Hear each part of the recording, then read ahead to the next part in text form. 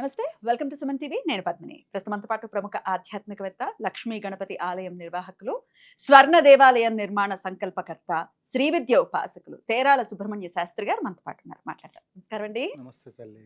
సుబ్రహ్మణ్యం గారు, ఈ క్వశ్చన్ అడగడం కరెక్ట్ కాదు. కానీ అంటే స్థిరాస్తులు ఓసారి కొనుక్కున్న తర్వాత, లేకపోతే మన తరతరాల నుంచి వస్తున్నటువంటి ఆస్తులు అమ్మటం అనేది డెఫినెట్‌గా కరెక్ట్ అయిన విషయం కాదు. కానీ ఇంకొక మంచిది కొనుక్కోవటానికి, లేకపోతే మంచి సిటీలో కొనుక్కోవటానికో, లేకపోతే వివాహాల కోసమని దాచుకున్నది ఉంటుంది. చదువుల కోసం, పిల్లల చదువుల కోసం రకరకాల పర్సెప్షన్, రకరకాల కాలిక్యులేషన్స్ ఉంటాయి. ఒక ఇల్లు అమ్మేయాలనుకున్నా, లేకపోతే పొలం అమ్మాలనుకున్నా, ఆరోగ్య సమస్యలున్నా కూడా ఒక్కొక్కసారి అటువంటిది ఆప్ట్ చేస్తుంటారు. ఇవి కాకుండా ఏదో విపరీతమైన ఆలోచనలు చేస్తూ ఇల్లులు అమ్మేయటం అనేది ముమ్మాటికి తప్పు.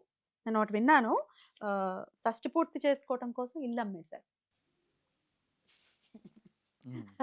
హ్మ్. అంటే ఆ ఫంక్షన్ చేయడం కోసం. దారుణం కదా! అవును. దాంతోటి కాసేపు ఆనందం ఉంటుంది. కానీ పిల్లలు అన్యాయం అయిపోలా? ఇబ్బంది బాధ అనిపిస్తుంది ఇట్లాంటివి వింటూ అవును. ఉంటే. సరే, వాళ్ళ ఇంకా దీన్ని ఎవరు మార్చలేరు అవును. కదా! రుణానుబంధ రూపేణ పశుపత్ని సుతాలయ టైం. ఖచ్చితంగా.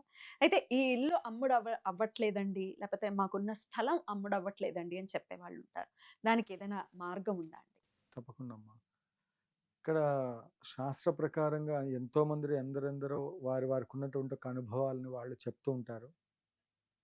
మనం రాజశ్యామల అమ్మవారి యొక్క ఉపాసన మార్గంలో ఎవరికైనప్పటికీ కూడా మనం పదే పదే ఎంత ప్రయత్నం చేసినప్పటికీ కూడా ఇల్లు, పొలము ఇవేవి కూడా ప్రయత్నం చేస్తే పోవటం లేదు అనుకున్నటువంటి వాళ్ళు ప్రత్యేకంగా ఈ ఏ స్థలమైతే అమ్ముడు పోవాలనుకుంటున్నారో ఆ స్థలంలో కాస్తంత ఆ మట్టి తెచ్చి, లేదా ఇల్లు అమ్ముడు పోవట్లేదు, ఆ అమ్మాలనుకున్నటువంటి ఒక ప్రదేశం ఏదైతే ఉందో ఆ ప్రదేశంలో ఉన్నటువంటి ఒక మట్టి చక్కగా ఒక మూకుట్లో తీసుకొని, నవధాన్యాలు తీసుకొని, దాని లోపల మీ ఇష్టదైవాన్ని స్మరణ చేస్తూ, దాంతోపాటు రాజశ్యామల అమ్మవారిని, బగలాముఖి అమ్మవారి పేర్లు చదువుకొని రాజశ్యామల దేవి నమః, బగలాముఖి దేవి నమః అంటూ ఆవు పాలల్లో కడిగి ఆ నవధాన్యాల్ని మనం అంకురార్పణ చేస్తూ అవును. ఉంటాం. పెళ్ళిళ్ళకి చేస్తారు. అట్లనే ఇక్కడ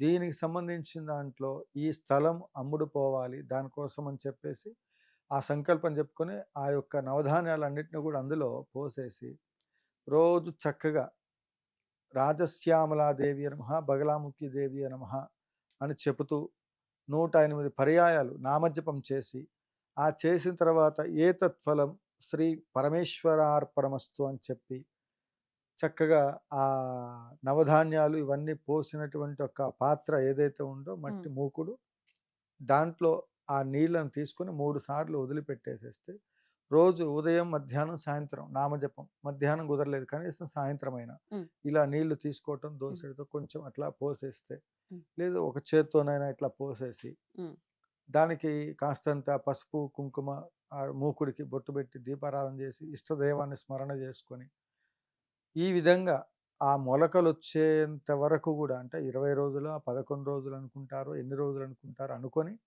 లెక్క అయితే 21 రోజులమ్మా. ఆ మాదిరిగా నామజపం చేయటం, దాన్ని నీళ్లు పోయటం. చేయటం చేస్తే అవి మొలకలొచ్చే లోపు మీరు ఏ రేట్ అయితే అనుకుంటున్నారో, ఏ స్థాయిలో అయితే అనుకుంటున్నారో తప్పకుండా అది అమ్ముడు పోతుంది. ఒకవేళ కొను అయినా కొనుక్కోవాలి అనుకుంటున్నారు, ఆ కొనుక్కోదలుచుకున్న ఆ స్థలంలో మీకు నచ్చింది, పలానా ప్రదేశంలో పలానా ఇల్లు నచ్చింది, మన దగ్గర అంత స్తోమత స్తోమత లేదు, కానీ కొనుక్కోవాలని ఆలోచన కలిగింది, అప్పో సప్పో ఏదో రకంగా డబ్బు పుట్టించుకోవడానికైనా మార్గాలు సుముఖమై అది మనకు అందుబాటులోకి రావాలి అనుకుంటే, చక్కగా ఆ ఇంటి యజమాని దగ్గరికి వెళ్ళి, అయ్యా మీరు మీ స్థలాన్ని మేము కొనుక్కోవడానికి సిద్ధపడుతున్నాం, మేము పలానా టైంకి వస్తాం, ఇప్పుడు అడ్వాన్స్ చూసుకొని వెళ్తాం కదా, ఆ వెళ్ళినప్పుడే వాళ్ళతో మాట్లాడి మీరు ఆ ఇంట్లో ఉన్నటువంటి ఒక మట్టిని తీసుకొని కాస్తంతైనా, లేదు అక్కడి నుంచి వాడేం తేనీడు వీడేం చేస్తాడో బాబు అది కూడా ఉంటుంది కదా అని అనిపిస్తే, మీరు ఏ ఇంటి దగ్గరకైతే ఇల్లు కొనుక్కోవాలనుకుంటున్నారో ఆ భూమాత అంతా ఆ ప్రదేశం మొత్తం కూడా అమ్మవారి స్వరూపంగా, భువనేశ్వరి అమ్మవారి స్వరూపంగా భావించి రాజశ్యామల అమ్మవారిని స్మరణ చేసుకొని ఆ ఇంటి గుమ్మం దగ్గరే మాట్లాడుతూ ఈ ఇల్లు దీని యొక్క పరిస్థితి ఇది నేను కొనుక్కోదలుచుకున్నాను. కాబట్టి దీనికి కావాల్సిన అమ్ముతానంటేనే సహజంగా. హ్మ్. అంతేగాని ఎవడింటికి పోయి ఆ! వాడింటికి ఇది నాకు కావాలని చెప్పి అన్యక్రాంతం చేస్తే అది పని చేయదు. అధర్మం ఇక్కడ వాళ్ళు పనిచేయదు. ధర్మంగా వాళ్ళు అమ్ముతామన్నారు. సంతోషంగా అపార్ట్మెంట్స్ కొనుక్కోవాలని ఉంది. హ్మ్. సేల్ పర్పస్‌లో ఉన్నాయి. అది కొనుక్కోవాలనుకుంటున్నాడు. వాడికి డబ్బు పుట్టాలి. అప్పుడు ఆ గుమ్మం దగ్గరికి వెళ్ళి నిలబడి వాళ్ళతో మాట్లాడుతూనే చక్కగా ఇప్పుడు నేను షోరూమ్‌కెళ్తానమ్మా. హ్మ్.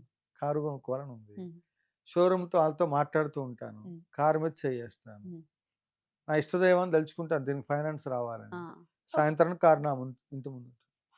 హ్మ్. అలాగే ఇంటి గుమ్మం దగ్గర అంతే. ఆ! మంత్రము నువ్వు దైవాన్ని స్మరించటం చాలా ఇంపార్టెంట్. ఓకే. భగవత్ తత్వం ఎంత గొప్పది అంటే ధా ధర్మబద్ధమైంది ఏదైనా నీ చేతికొస్తుంది. వస్తుంది. అందువల్ల అమ్మటానికి ఇప్పుడు నువ్వేం చేయాలి? కొనుక్కోవడానికి వెళ్ళావు. నచ్చింది. బావుంది. అక్కడ అక్కడ మట్టేది అక్కర్లే. అక్కడున్న డస్ట్ ఉంటుంది గదా! ఆ! అందుకే సిరున్న వాడి పక్కన తిరిగితే మనకు సిరంటుకుంటుంది. అంటుకుంటది. సో, ప్రాబ్లమ్ ఉన్నవాడితో తిరిగితే ప్రాబ్లమ్ వస్తుంది. అంతే. ఒక గురువు మాత్రమే ప్రాబ్లమ్ ఉన్నవాడితో కూడా తిరగగలడు. ఆ! ఆయన శక్తి అది. ఎందుకంటే హ్మ్. అనుష్ఠాన బలంతో వాడి పాపాన్ని నివృత్తి చేయగలడు. అవును. అందుకే గురువులకి నమస్కారం చేయాలి.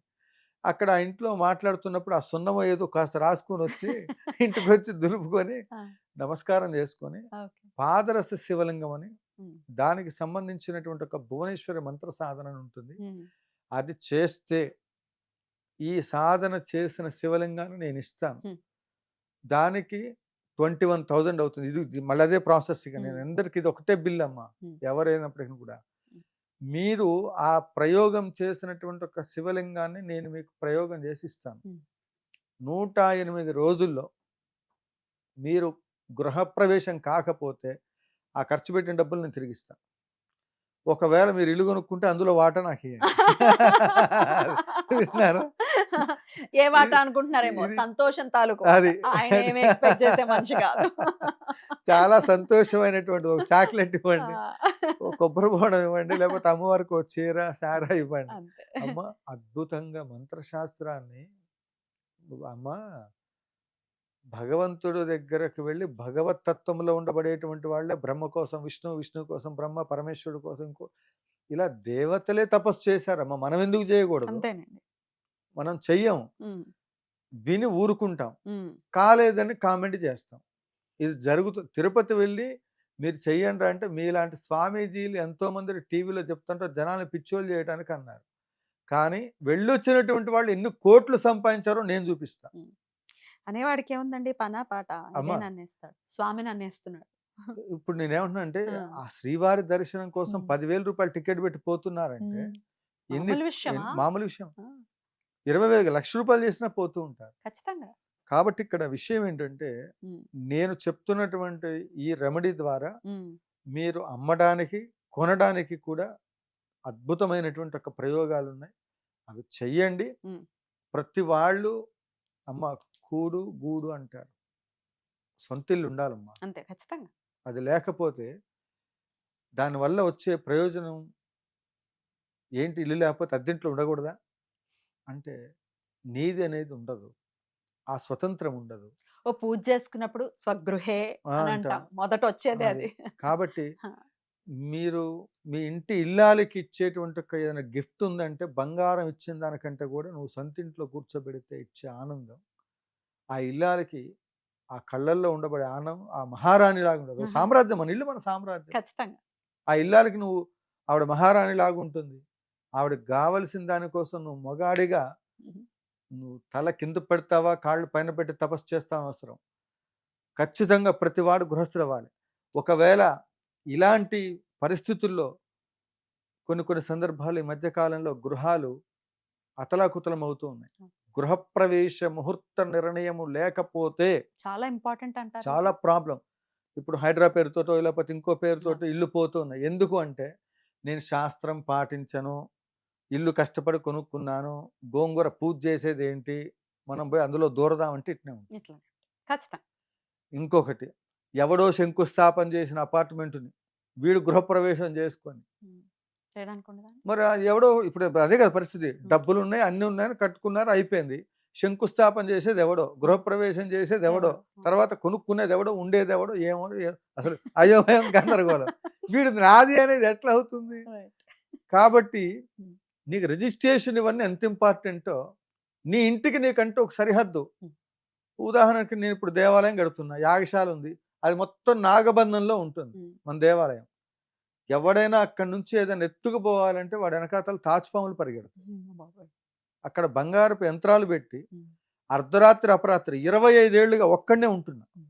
ఎటువంటి అసలు చోరీలవ్వటం లాంటివి? గాలి, దుమ్ము, వర్షం, హ్మ్. తుఫాన్ రానివ్వండి. అవి మాత్రం అలాగే. ఆ కానిస్టేబుల్ పోలీస్ డిపార్ట్మెంట్ వాళ్ళు కూడా వచ్చి గురుగారు మీరు రాత్రిపూట ఒక్కళ్ళు ఉండకండి అన్నారు.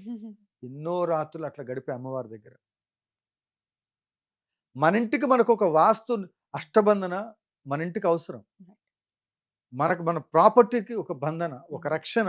అది మీ భగవంతుడి పేరుతో రిజిస్టర్ అయ్యి ఉండాలి.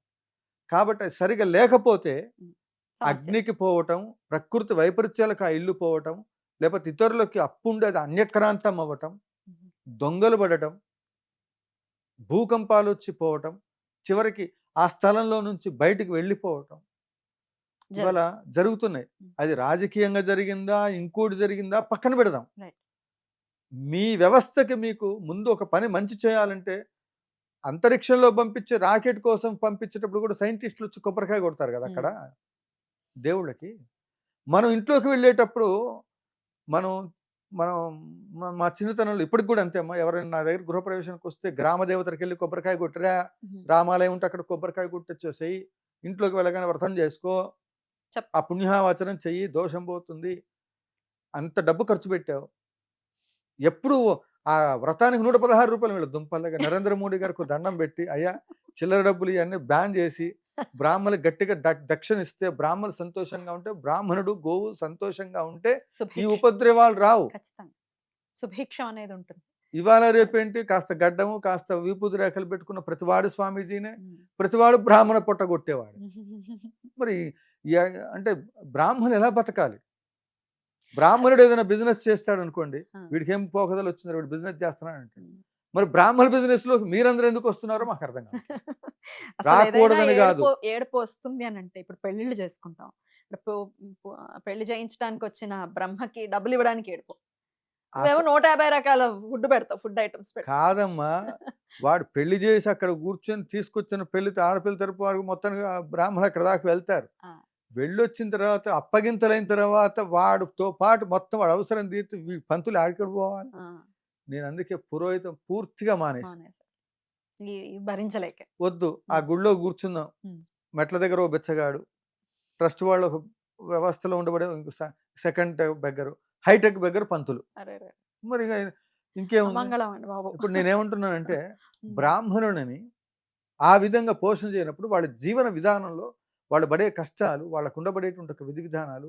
అందుకే స్వర్ణాలయం మొత్తం కూడా బ్రాహ్మణులు మీన్స్ అక్కడ ఆధ్యాత్మికంలో ఉండబడే ప్రతి ఒక్కడు ధార్మికుడు అని అర్థం, కులం కాదు. ఇక్కడ ధర్మంగా ఉండబడేటువంటి వాడు ఎప్పుడు గొప్పగా ఉండాలి, ఉన్నత స్థితిలో ఉండాలి. కుల మతాలకు కాదు, ఇది సనాతన ధర్మ పరిరక్షణ. కాబట్టి అందరం కలిసి ధర్మంగా ముందుకెళ్తూ అందరూ ప్రతి వాళ్ళు ఇంటి వాళ్ళు అవ్వాలి. ఇల్లు వివాహం అవ్వగానే వాడు ఇంటి వాడయ్యాడు అంటాడు. ఎందుకు అంటే అది రాగానే తోక తగిలించాలి ఇల్లు. కాబట్టి మీరందరూ చక్కగా బంగారపు ఇల్లు, స్వర్ణాలయం లాగా ఇల్లు కట్టుకోవాలి. చాలా అద్భుతంగా తెలియజేశారండి. కృతజ్ఞతలు. నమస్కారం అండి. కామాక్షి.